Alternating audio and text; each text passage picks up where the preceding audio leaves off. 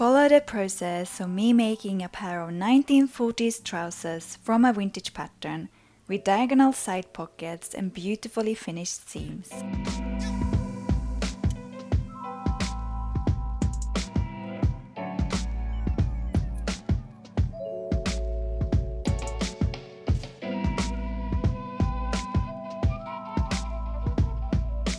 Hi, my name is Matilda and welcome back to Miss Matti, the channel where I share all about sewing, knitting, mending and generally how to live an awesome and sustainable life. If that sounds like something for you, please hit the subscribe button and hit the notification bell so you will not miss any upcoming videos from me.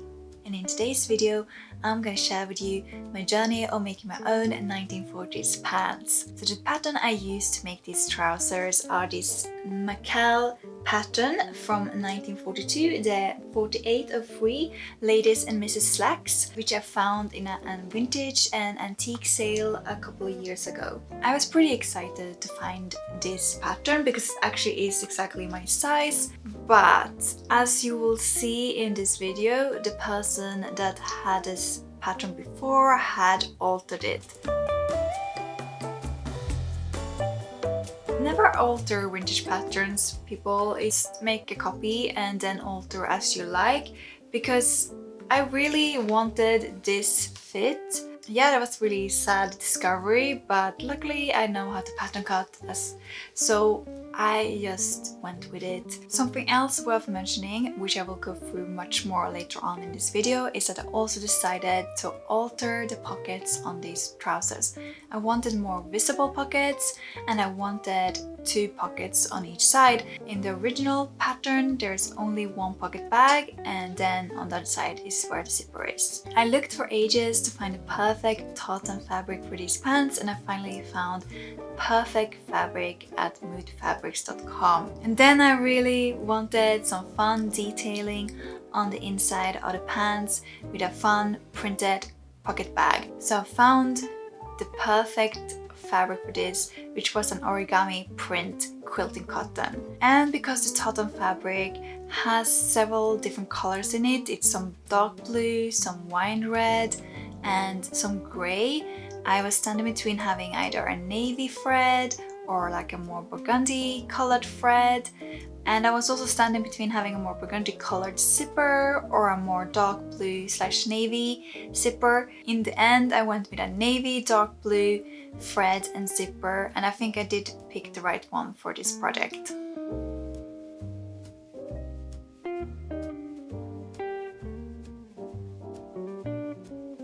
So this is the first muslin I did. It looks great, not so great. It's just a bit tight here at the waist. You can see it drags here. It doesn't have enough seam allowance here. So that causes that the pocket gets dragged, the tucks get dragged. So that I will need to add extra space here up at the hips and the waist. Then, to get the right 1940s fit, the legs need to be wider. The previous owner has removed the seam allowances here on this side. And then, as you can see here, the seam allowances are still here, but then also started to remove them here and then tapered the leg inward. If you look here at the pattern envelope, you can see that it's meant to be much more straight here to create those really wide legs. And you can see here on the pictures as well, this is exactly the style of pant I would like to have, not any more narrow legs. So we'll need to add extra width here to the legs, and a little bit extra length. In the original pattern, it's only 1 pocket, and that's like a very hidden pocket on the side. So this is the original pocket. So that was just 1 pocket like this on one side, folded over like this, and then it will be sitting like this on one side. And as you can see here, it will be attached on one of the sides, like I think, and then on the other side it's the zipper. I wanted 2 pockets and I wanted more visible pockets, so that's why I added these here. So I created a folded pocket facing here, so you just fold it over to create this bulk. So it will look like this. I'll show you a bit more later. And I'm pretty happy with the size of the pocket. So you can see it's not that big of a difference in size. It's just a bit wider up here and a little bit less long, but not that big of a difference. So I will do the alterations that is needed. I added extra, I think 2 centimeters around, so like half a centimeter on each side. So I added half a centimeter here and half a centimeter on the back, and that will then be 2 centimeters around the whole waist area. So now I'm going to show you a little bit better about the pockets. So this is a pocket facing. You can of course attach that separately, but to create less bulk I made it a folded one, because I thought that could make it much more neat around the hips, because this is like one of my widest areas on my body and I don't want to add any extra bulk if I can avoid it. So of course it will be attached under here, the pocket bag, and then we have the upper pocket bag, and that will be attached then to this, so like this. So the pocket bag will be made out of this material. And of course the pocket facing will be in this tartan fabric that I have for the pants.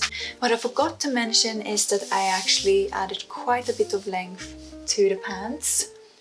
I already did add a lot of extra length to the pants when I did my muslin, but I added a bit of extra. As you could see, it was a little bit short still. So now I'm going to show you the waistband. So here's the extra space that I added to my waist, so it can be closed properly without pulling. I will add belt loops, but I don't ever will use tiny belt loops like this, so we'll probably make bigger ones once I finish the rest of the pants. So that's about it, what I've done to change the design of these pants.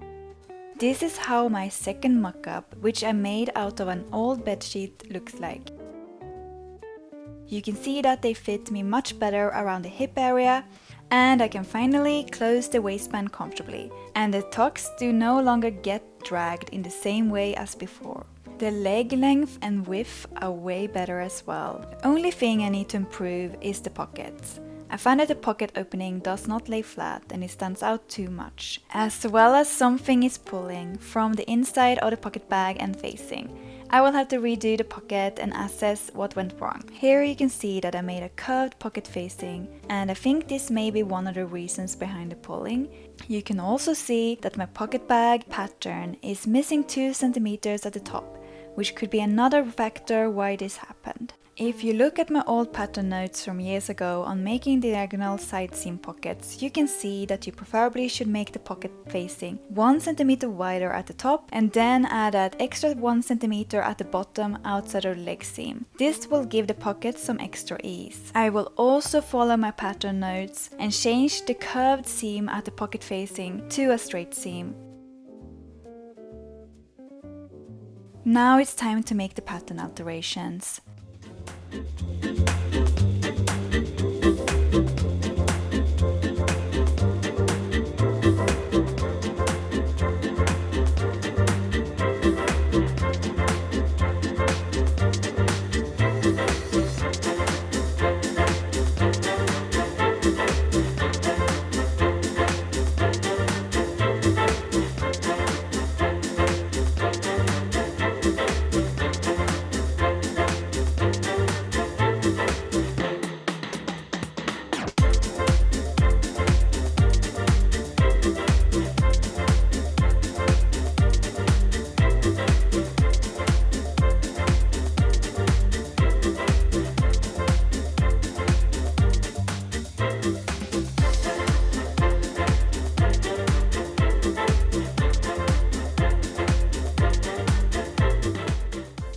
Now you can see that the pocket facing is straight with added ease. If you also want to add pockets to trousers, make sure to mark the fold line correctly and ensure that it will go 1 cm outside the side seam at the bottom of the facing to allow for that extra bit of ease. You will fold over the facing like this and attach it to the upper pocket bag. Then on the other side, you will attach the bottom pocket bag with the pocket facing attached at the top. So these are all the pocket pattern pieces. The next thing I will do now is to sew a smaller sample of the pocket being attached to the top, front and back only.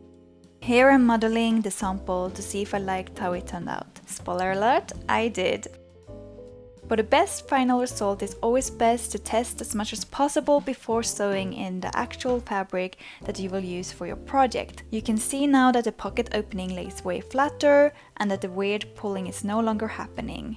Let's get into making the real deal. The first step was to cut out the fabrics, and I took great care to cut them on the grain and to pattern match the tartan fabric, and as such I did cut the pattern pieces in a single layer only instead of a double layer as I normally would do. I made sure to transfer all the notches, dots, tucks, all the other pattern markings from my pattern. Always follow the principle, check twice, cut once when cutting out your pattern pieces. I know it's tempting to rush and get into sewing your garment as soon as possible, but if you do take your time with cutting, you will really thank yourself later on. This is especially true when you do try to pattern match.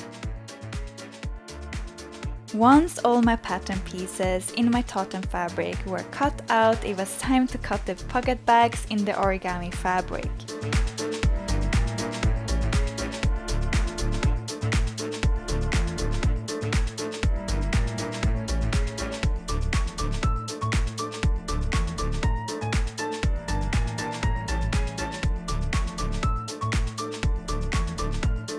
Then it was time to start sewing, and I started by sewing the tucks on both the front pieces as well as stay stitching the fold line on the pocket facing. I did this because as it's cut on the bias, it can easily stretch and I want to prevent that from happening to my pocket facing. Here you can see how I stay stitched on the pocket fold on the other front piece, and once it's pressed you will have a neat fold on your pocket. Then I stay stitched on the other side, and off camera I overlooked the edges of the facings to prevent fraying. When sewing the front tucks, I made sure to sew evenly on each side.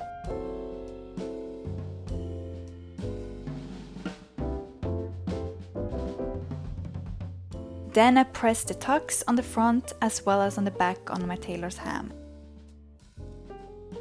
Then I folded over the pocket facing and pressed once again along the stay stitched fold line. I then continued by sewing the darts on the back pieces. A little tip that I learned when it comes to sewing great darts is to sew from the edge and slowly start to pivot once you come close to the edge of the dart.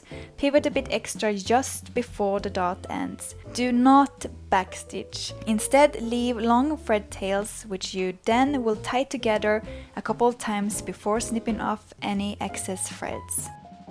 Then press the darts as follows. Fold the darts away from the garment on the wrong side and press. Then finish off by pressing the darts in place from the right side on a tailor's ham. This will create a crisp and neat finish. Now it's time to create the pockets. First, attach the pocket facing that will be attached to the bottom pocket bag by stitching close to the edge around the pocket facing. Before attaching the upper pocket bag to the folded pocket facing, I made sure to stay stitched where I will attach it as well to prevent any stretching. Then I pinned the upper pocket bag to the facing and sewed in place.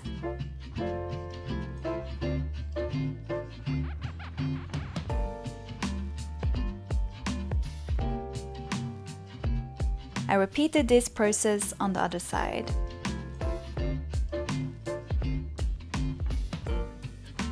I then pressed the seam open, and now it's time to attach the bottom pocket bag. But before doing so, I top stitched the pocket facing on my pocket to make sure that it will lay in place. Then I pinned and sewed the pocket bags together.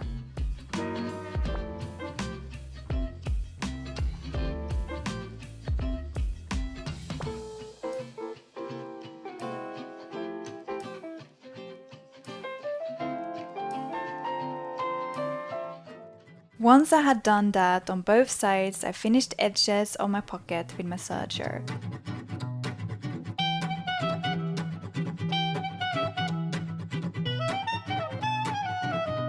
And fastened the seams by applying phrase check to them.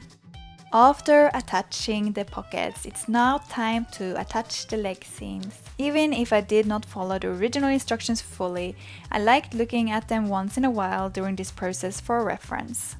I started with sewing the inner leg seams together, followed by the outer leg seam on the leg on the side that will not have a zipper.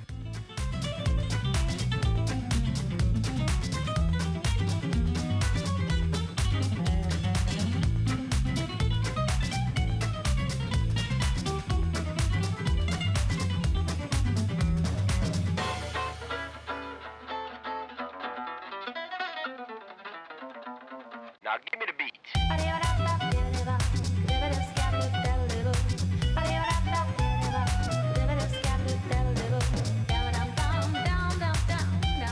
On the side that will have a zipper attached, I measured how far down my zipper will go and then started to stitch from there.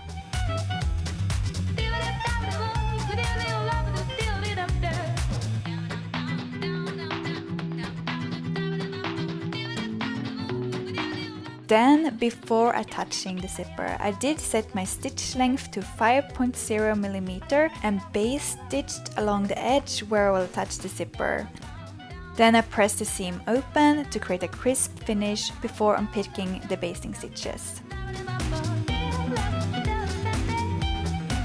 As I attached an invisible zipper, I opened it and pinned it to the side seams.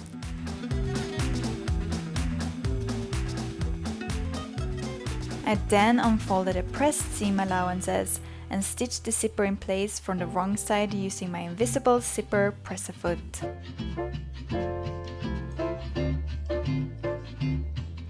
Once that was done, it was time to sew the crotch together. I like doing this by pulling one of the legs inside the other and then pin the crotch together before sewing it in place.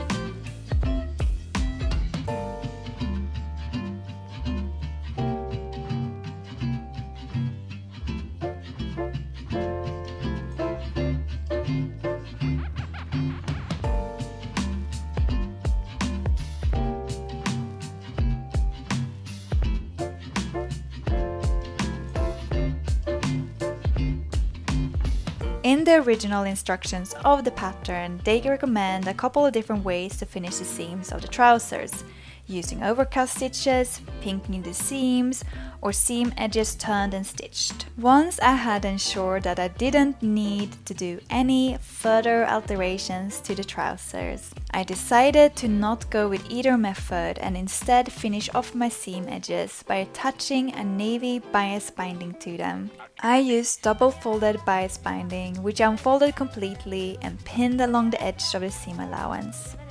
Then I stitched it in place. It was quite a time-consuming process, and I think it might be easier to do before attaching all the side seams and the crotch. But let me know in a comment down below what you think. Anyway, in the end it was worth it because it turned out so good. Then I folded the bias tip over the edge and pinned it in place. Then I top stitched the bias binding in place. If you want a more detailed tutorial on how to attach bias binding, let me know in a comment down below. I then repeated this process on all the raw edges. I thought I had calculated enough to finish off all the seams, but apparently not. Therefore, I had to make some of my own. As such, I decided to turn some of the origami print, which I used for the pocket bags, into bias binding for a matching look. I then attached this to the edges of the crotch. If you want to know how to make your own bias binding, let me know in a comment below and I might make a tutorial for you if there is enough interest.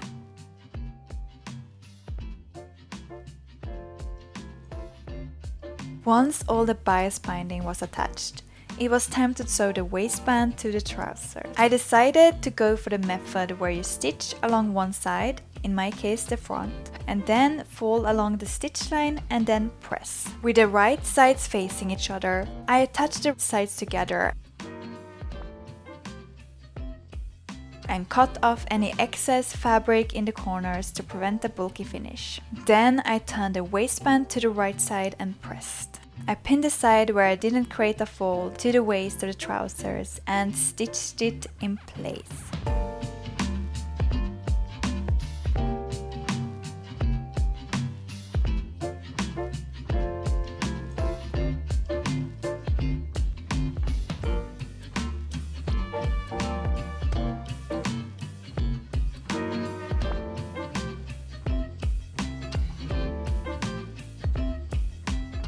Then I folded the waistband over and top stitched it in place from the right side.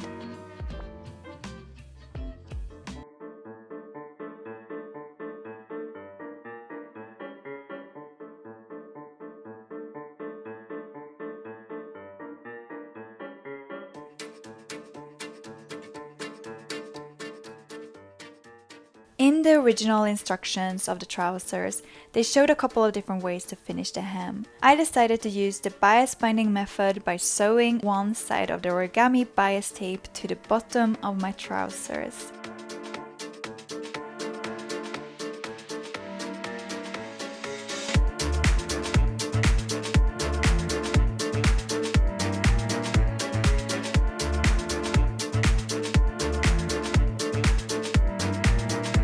Then fold over, press and pin in place. I then carefully stitched the hem by hand using a blind hem stitch. Once that was done, I repeated the same process on the other leg's hem as well. And look how beautiful the seam finishes turned out. Now it's time to attach the hook and bar closure to my waistband.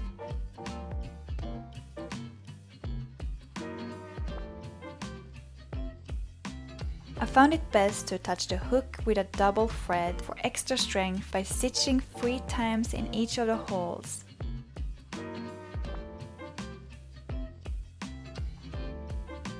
Then create a tie and then pull the needle under the closure towards the next corner.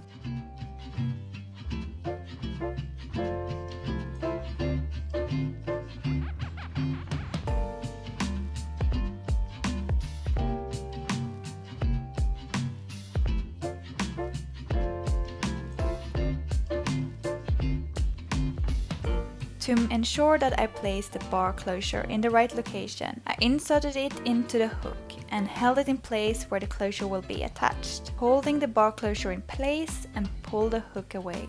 If you want to, you can keep on holding it in place, or if you prefer, mark the location with some tailor chalk. Then attach this side as well with double thread stitching 3 times around each hole in the closure and then create a tie to finish it off.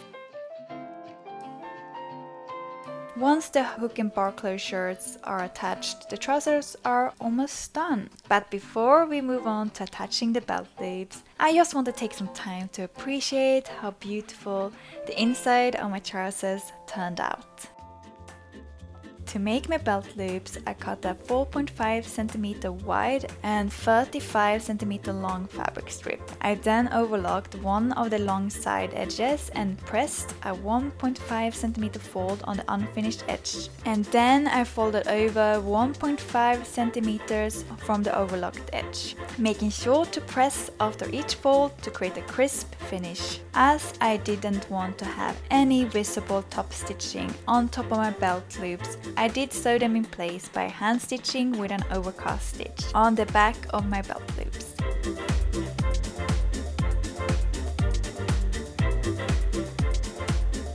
Once I had done that, it was time to cut the belt loops. I measured out 7 cm for each belt loop and marked it with chalk. Then I cut the belt loops with pinking shears to prevent fraying. Then I marked where on my trousers I wanted the belt loops to go, trying to place them as evenly as possible.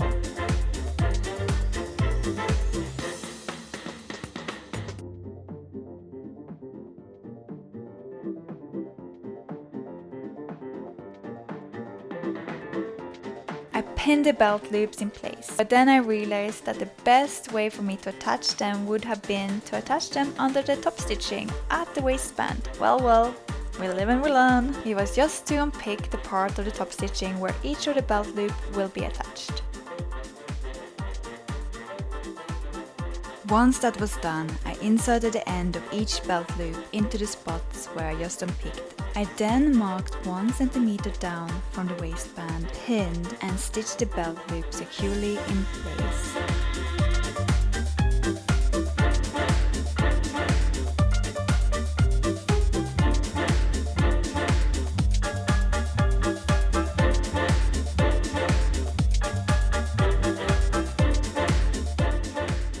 Then I folded the belt loops back up towards the waistband and made sure to fold the edge inward and pin in place.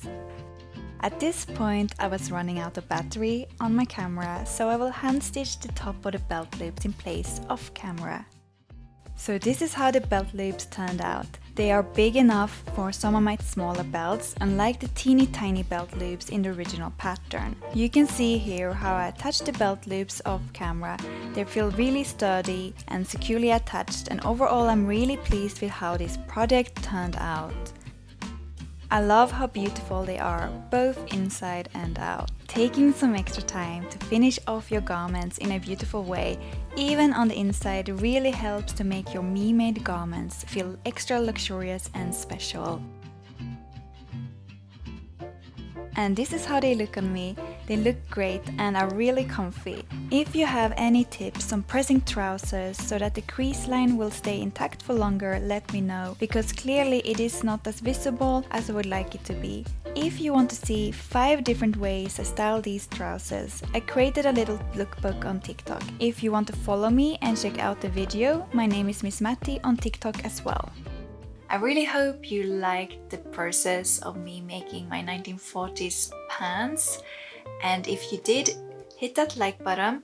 And also you can now support me by buying me a coffee on ko-fi.com. You can either go to the link in the description down below and support me from as little as $3 Canadian or more depending on what you want, or you can go to ko-fi.com/Miss Matti, and all the money that I'm raising through ko-fi.com will go straight into the channel, so that will help me bring better content to you.